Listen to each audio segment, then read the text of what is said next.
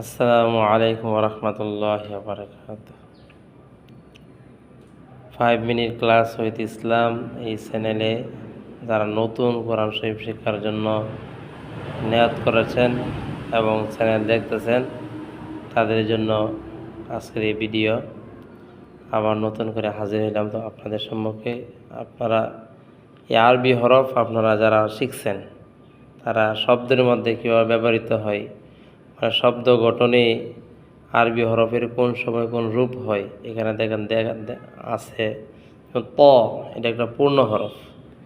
এই ত হরফ যখন শব্দ গঠনের শুরুতে হয় তখন এরকম শব্দের শুরুতে এরকম থাকবে। আর শব্দের মাঝে এরকম থাকবে। শব্দের মাঝের রূপ হলো এটা এরকম, আর শব্দের শেষের রূপ এরকম হবে। যেমন পূর্ণ হরফ ত, শব্দ গঠনে শব্দের শুরুতে তর রূপ থাকে এরকম ত ত ত, আর একত্রে 3 রূপ ত ত ত। জ হরফটি পূর্ণ জ এরকম, শব্দের শুরুতে জ এরকম, শব্দের মাঝের রূপ এরকম, শব্দের শেষের রূপ এরকম জ জ জ জ জ জ। উচ্চারণ একই হবে। আইন, আইন হরফটি আলাদাভাবে পূর্ণ হরফ, এটা আইন। তারপর শব্দের শুরুতে শব্দ গঠনের শুরুতে আইনের রূপ হবে এরকম, শুধু মাথা থাকবে আইন আইন আইন। শব্দের শুরুতে আইন এরকম, শব্দের মাঝে আইনের রূপ এরকম, শব্দের শেষে আইন এরকম আইন আইন আইন আইন আইন আইন। গইন, পূর্ণ গইন এরকম পূর্ণ হরফ, শব্দের শুরুতে গইন এরকম, শব্দের মাঝে গইন এরকম, শব্দের শেষে গইন এরকম গইন গইন গইন গইন গইন গইন।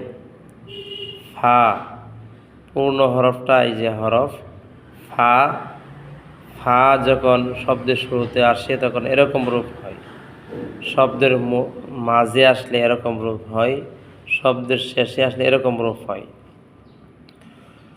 ফা ফা ফা ফা ফা ফা। কফ, পূর্ণ কফ, শব্দের শুরুতে কফের রূপ এরকম হয়, শব্দের মাঝে কফ এরকম হয়, শব্দের শেষে কফ এরকম হয় কফ কফ কফ কফ কফ কফ। কাফ, পূর্ণ কাফ এটা। আর শব্দের শুরুতে যখন কাফ লিখবো আমরা তখন দেখবেন এরকম আছে বগা ঠোঁটের মতন কাফ, শুরুর কাফ, শব্দের শুরুর কাফ, মাঝেতে শব্দের মাঝে কাফ এরকম, শব্দের শেষে কাফ এরকম, শব্দের শুরুতে কাফ এরকম, শব্দের মাঝে কাফ এরকম, শব্দের শেষে কাফ এরকম calf calf calf calf calf calf. লাম, পূর্ণ হরফ, শব্দের গঠনে শব্দের শুরুতে লাম এরকম রূপ, শব্দের মধ্যে লাম এরকম, শব্দের শেষে লাম এরকম লাম লাম লাম লাম লাম লাম। এক অর্থে 3 রূপ, এক অর্থে 3টা লাম এরকম হয়, এক অর্থে 3টা কাফ এরকম হয়, এক অর্থে 3টা কফ এরকম হয়, এক অর্থে 3টা ফা এরকম হয়, এক অর্থে 3টা গইন এরকম হয়, এক অর্থে 3টা আইন এরকম হয়, এক অর্থে 3টা জ এরকম হয়, এক অর্থে 3টা প এরকম হয়। আমরা মিম, পূর্ণ মিম, শব্দের শুরুতে মিম এরকম হয়, শব্দের মাঝখানে মিম এরকম হয়, শব্দের শেষে মিম এরকম হয় মিম মিম মিম। এক অর্থে 3 রূপ হলো মিম মিম মিম। নুন, শব্দের শুরুতে এরকম হয়, নুন শব্দের মাঝে এরকম হয়, নুন শব্দের শেষে এরকম হয়। তো নুন নুন নুন, এই 3টা হরফের একত্র রূপ হইল নুন নুন নুন। Wow wow wow wow. এই ওয়াও হরফটিও মুরাক্কাব হয় না। এরকম দেখেন, এখানে পূর্ণ ওয়াও, এখানেও পূর্ণ ওয়াও, এখানেও পূর্ণ ওয়াও। এটা শব্দের শুরুতে এরকম থাকবে, মাঝে এরকম থাকবে, হ্যাঁ মাঝে এরকম থাকবে, শব্দের শেষে কোনো হরফের সাথে মিলিয়ে আসতে এরকম মোরাক্কাব হবে। শব্দের শেষে মোরাক্কাব হয়, কিন্তু শব্দের শুরুতে কোনো হরফের সাথে মোরাক্কাব হয় না, মিলিত হয় না। নুনে ওয়াওয়ের পরে হা, এই যে হা হরফ দেখেন, এই হা হরফটি পূর্ণরূপ, এই যে হা এরকম। শব্দের শুরুতে যখন হা ব্যবহৃত হয়, শব্দ গঠনের প্রথমে হা এরকম, শব্দের মাঝে হা এরকম, শব্দের শেষে হা এরকম। হা হা হা, এক অর্থে তিন রূপ। হা হা হা। হামজা হামজা হামজা হামজা।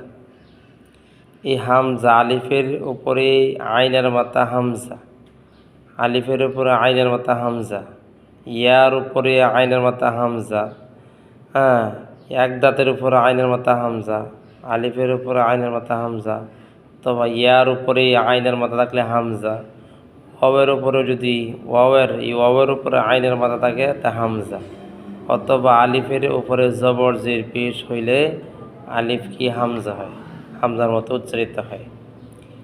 তা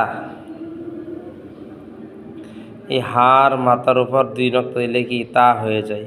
এই হার মাথার উপর দুই নক্তা দিলে তা, আবার হার শেষে তা, হার মাথার উপর দুই নক্তা দিলে তা, অথবা আমরা এই পৃষ্ঠায় পড়ছি দেখেন, এক দাঁতের উপর দুই নক্তা দিলে তা, তা তা তা তা তা তা, এই তায়ের এর রূপ হয়। আবার এখানে দেখেন এই পৃষ্ঠায় যে গোল মাথার উপর দুই নক্তা দিলে তা, গোল মাথার উপর হার মাথার উপর নক্তা দিলে তা। ইয়া শুধুমাত্র একটি হরফই আছে, যে হরফের নিচে দুইটা নক্তা হয়। ইয়া ছাড়া আরবি হরফের নিচে কোনো নক্তা হয় না, নিচে দুই নক্তা হয় না, শুধু ইয়ার মধ্যে দুই নক্তা। তো ইয়া কোনরূপ, এটা শব্দের শুরুতে ইয়া এরকম, শব্দের মাঝখানে ইয়া এরকম, শব্দের শেষে ইয়া এরকম, ফোঁটা ছাড়াই ইয়া বুঝবেন এরকম। ইয়া ইয়া ইয়া, এখানে দেখেন ইয়া ইয়া ইয়া, এখানে ইয়ার পূর্ণরূপ হলে ইয়া, ফোঁটা ছাড়া নক্তা ছাড়াও ইয়া বোঝা যায়, ইয়া ইয়া ইয়া। তো ভিডিও অনেক লম্বা হইতেছে, আপনারা সকলেই মনোযোগ সহকারে ভিডিওগুলো দেখবেন, আর যেখানে না বুঝেন এখানে কমেন্ট করে বলবেন, ইনশাল্লাহ আমি পরবর্তীতে ভিডিওর মধ্যে আর সুন্দর মতে বুঝিয়ে দেব ইনশাল্লাহ। আসসালামু আলাইকুম ওয়া রাহমাতুল্লাহি ওয়া বারাকাতুহু।